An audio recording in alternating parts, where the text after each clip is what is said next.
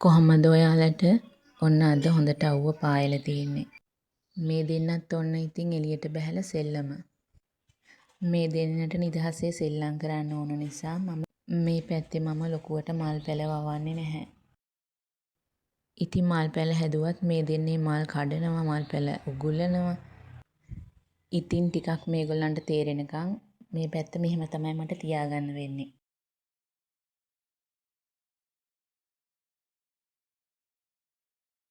මේ ඉතින් අපේ වත්තේ තියෙන සුවඳම මල. මේ මල් කඩලා උදේ හවස මල් පූජා කරාම මුළු සාලෙම සුවඳයි. මේකෙත් ගහ පුරාම මල් හැදෙනවා. හැබැයි උඩ අතුවලත් මල් හැදෙනවා. ඒව නම් කඩා ගන්න අමාරුයි. මම ඉතින් පහලින් තියෙන අතු වලින් තමයි මල් කඩාගන්නේ.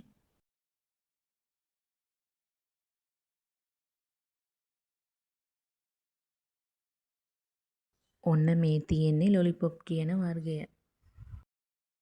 මේකෙත් ඔන්න මල් හැදිලා.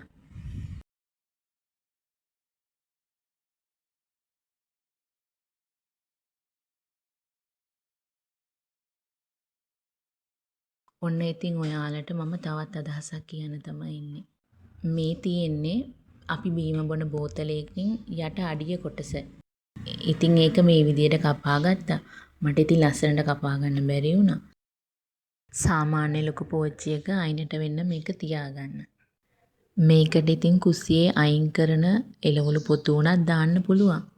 මෙන්න මේ වගේ. මම මේකට දැම්මේ කෙසෙල් එලි කපාගෙන.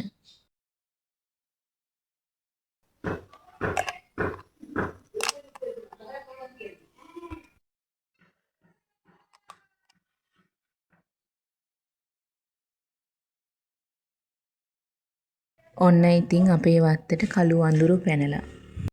ඉතින් අපේ පුතා ඒගොල්ලෝ එළවනවා. ඔයාලට සද්ද ඇහෙනවනේ. දැන් ඉතින් වත්තට කවුරු ආවත් ඔහොම තමයි. දැන් නම් ඉතින් වත්තට රිලව් වඳුරු එනකොට මම හරි බයයි. මොකද පොඩි දෙන්නත් එක්ක එළියෙන් ඉන්න එක හරිම අවදානයි. මේගොල්ලන්ගෙන් කොයි වෙලේ කරදරයක් වෙන්න පුළුවන්ද දන්නේ නැහනේ. ඒ නිසා මම ටක් ගාලා මේගොල්ලෝ ඉන්න වෙලාවට මේ දෙන්නත් අරගෙන ගේ ඇතුළට වෙලා දොර වහගන්නවා.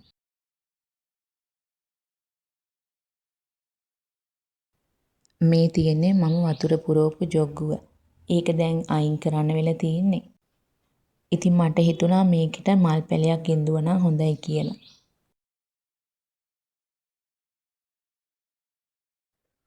මම ඉතින් මේකට ඉඳගත්තේ බ්ලූ ඩේස් කියන වර්ගය.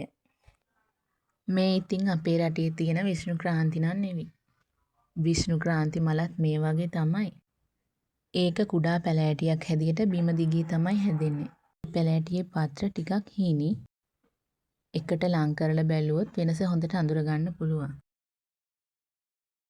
හැබැයි ඒව නම් හොයාගන්න හරිම අමාරුයි.